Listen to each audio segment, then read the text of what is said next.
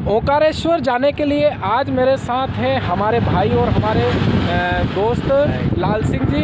और हमने लिए जो है गाड़ी है फैशन, और इस फैशन प्रो से हम करने वाले हैं यहाँ से उज्जैन से ओंकारेश्वर की यात्रा। तो अब हम आगे आपको पूरी जानकारी इस वीडियो में देने वाले हैं। उज्जैन से ओंकारेश्वर की दूरी 138 किलोमीटर है और लगभग 3.5 घंटे का रास्ता है। उज्जैन से निकलते ही इंदौर रोड पर निनोरा में पहला टोल आता है। उज्जैन से ओंकारेश्वर के लिए सीधे आपको उज्जैन से बस भी मिल जाएगी। सफ़र के दौरान यदि गन्ने का रस मिल जाए तो फिर बात ही कुछ अलग है।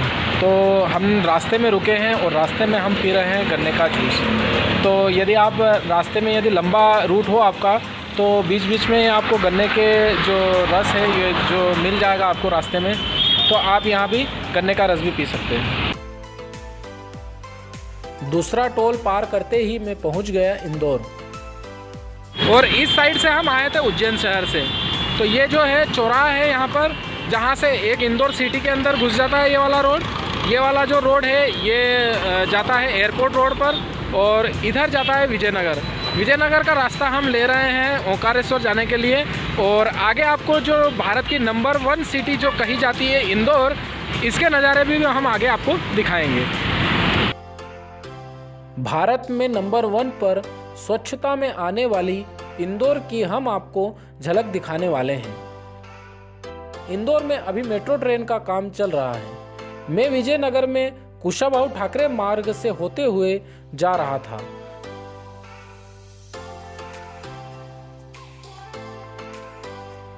जहां अलग अलग चौराहे पर मुझे बहुत ही सुंदर नज़ारे दिखाई दे रहे थे।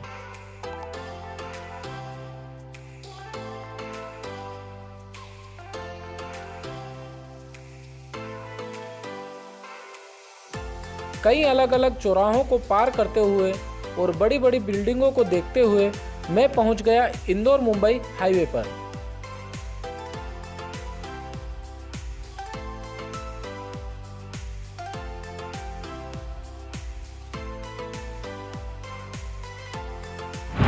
हम निकल गए हैं विजयनगर से बाहर अब, और अब हम आ गए हाईवे पे। हाईवे से खंडवा रोड मुड़ेगा और वहाँ से हम खंडवा रोड जहाँ से भी हम पलटेंगे वहाँ से आपको आगे दिखाएंगे कि कहाँ से खंडवा रोड जाएगा। इंदौर मुंबई हाईवे का नज़ारा भी बहुत शानदार था, जहाँ हाईवे के पास में ही पेड़ पौधों की नर्सरी थी।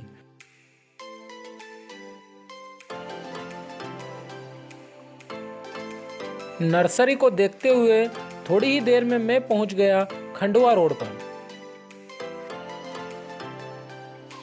हमने जो इंदौर से जो खंडवा रोड जाता है वो पकड़ लिया है, और अब आगे जो घाट आएंगे उसके नज़ारे हम आपको दिखाने वाले हैं।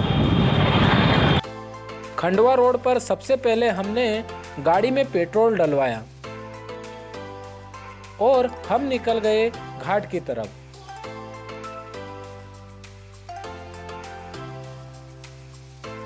सिमरोल से जब आप थोड़े और आगे आएंगे 10-15 किलोमीटर की दूरी पर, तो आपको यहाँ से घाट स्टार्ट हो जाएंगे। तो अब हम आपको आगे दिखाने वाले हैं कि यहाँ पर जो घाट बने हुए हैं वो किस तरीके से बने हुए हैं, और यहाँ जब ये वाहन जाते हैं ट्रक और ये, तो कितने धीरे धीरे और आराम से जाते हैं। तो आगे हम आपको दिखाने वाले हैं ओंकारेश्वर रास्ते पर जो आने वाले घाट। घाट शुरू होते ही यहाँ पर बोर्ड लगा हुआ आपको मिल जाएगा, जिस पर लिखा होगा सावधान, घाट उतरने हेतु कृपया उल्टी दिशा में दाहिने हाथ की ओर चले। यहाँ घाटों का रास्ता बहुत ही घुमावदार है, तो गाड़ी चलाते वक्त यहाँ पर सावधानी रखें।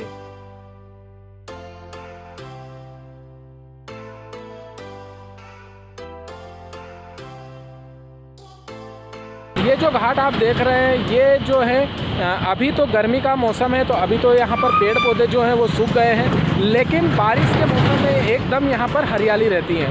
तो जब आप बारिश के मौसम में इधर आएंगे तो आपको एकदम हरियाली देखने को मिलेगी। यहाँ जो ये घाट है यहाँ पर जो ये गाड़ियाँ निकलती हैं, तो जो उतरते समय रॉन्ग साइड पे उतरना पड़ता है इन बसों को, जो कि आप मेरे पीछे देख रहे हैं। और ये जो घाट है बहुत ही शानदार बने हुए हैं। और यहाँ आपको ऐसी घाटों पर अगर ऐसी यात्रा करनी है आपको, तो आप से ओंकारेश्वर के लिए जो रास्ता जाता है उस पर इस तरह के घाट आपको देखने को मिलेंगे। और मैं भी धीरे धीरे इन घाटों पर उतर रहा था।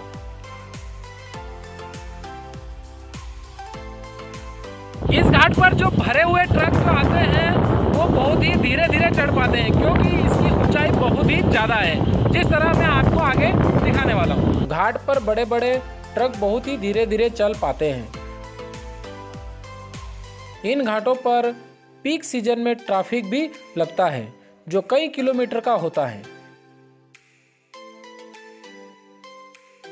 यहाँ पर जगह जगह मोड़ पर बोर्ड लगे होते हैं और लिखा होता है आगे अंधा मोड़ है, धीरे चलिए। रास्ते में घना जंगल भी है, जो अभी तो सूख गया है, लेकिन बारिश के मौसम में यहाँ सबसे ज़्यादा हरियाली रहती है। और इन पहाड़ों से होते हुए जाने का एक अलग ही मज़ा होता है। और इन पहाड़ों और जंगल को देखते देखते मैं पहुँच गया भैरव घाट। ओंकारेश्वर जाने वाले रास्ते पे बीच में ही पड़ता है भैरव घाट। भैरव घाट का जो आप सामने देख रहे हैं भैरव महाराज की मूर्ति बनी हुई है, और इसी के सामने जो है ये भैरव महाराज का मंदिर भी बना हुआ है। और ये जो मंदिर है ये भैरव घाट के नाम से प्रसिद्ध है, तो आप चाहे तो यहाँ भी आकर दर्शन कर सकते हैं। भैरव घाट दर्शन करने के बाद नर्मदा से माँ शिप्रा नदी में आई पाइपलाइन को देखते हुए मैं पहुँच गया शनि मंदिर। इसके बाद में हम पहुंचे हैं शनि मंदिर। शनि मंदिर का दर्शन भी आपको करवा देंगे हम यहाँ से। ये जो सामने देख रहे हैं ये मंदिर, ये शनि मंदिर है, और आप चाहे तो रास्ते में ही पड़ता है, मेन रोड पे ही है, तो आप यहाँ भी आकर दर्शन कर सकते हैं।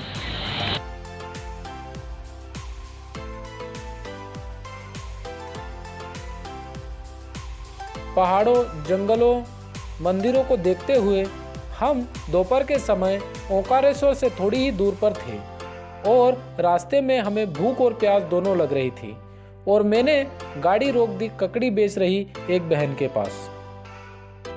रास्ते में हमने ले ली है ककड़ी, जो कि हमने ली अभी आधा किलो, और इसकी प्राइस जो है 60 रुपये किलो है। और रास्ते में जब आप पानी की कमी को दूर करने के लिए ये ककड़ी बहुत ही अच्छी रहती है। तो रास्ते में आपको जहाँ भी आएंगे ऐसी छोटी छोटी जो टापरी है ये मिल जाएगी, और यहाँ पे आपको ये ककड़ी मिल जाएगी। तो बहुत अच्छी भी है, मीठी भी है ककड़ी, तो आप यहाँ से खरीद के रास्ते में खा सकते हैं। अब बस समय था भूख और प्यास मिटाने का। थोड़ी दूर चलने के बाद हमने फिर से बाइक रोक दी। इन्होंने ले लिया है अब गरम नारियल पानी, तो अब इनको बड़ा शौक है नारियल पानी के समय में। कैसा लग रहा है? एक नंबर, अच्छा लग रहा है। अच्छा है, बहुत बढ़िया नारियल। कैसा है तरबूज? अच्छा, एक नंबर। मीठा मीठा, वाह।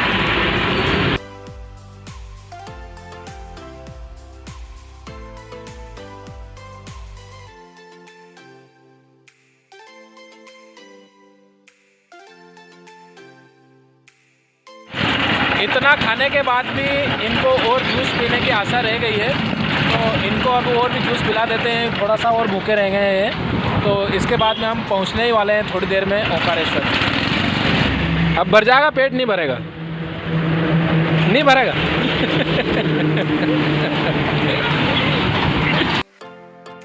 मुझे लगता है इतना जूस और ये सब पीने खाने के बाद अब तो इनका पेट भर जाना चाहिए। तो और कोई इच्छा है क्या? कोई इच्छा नहीं है, जबरे पैरा पैसा भी।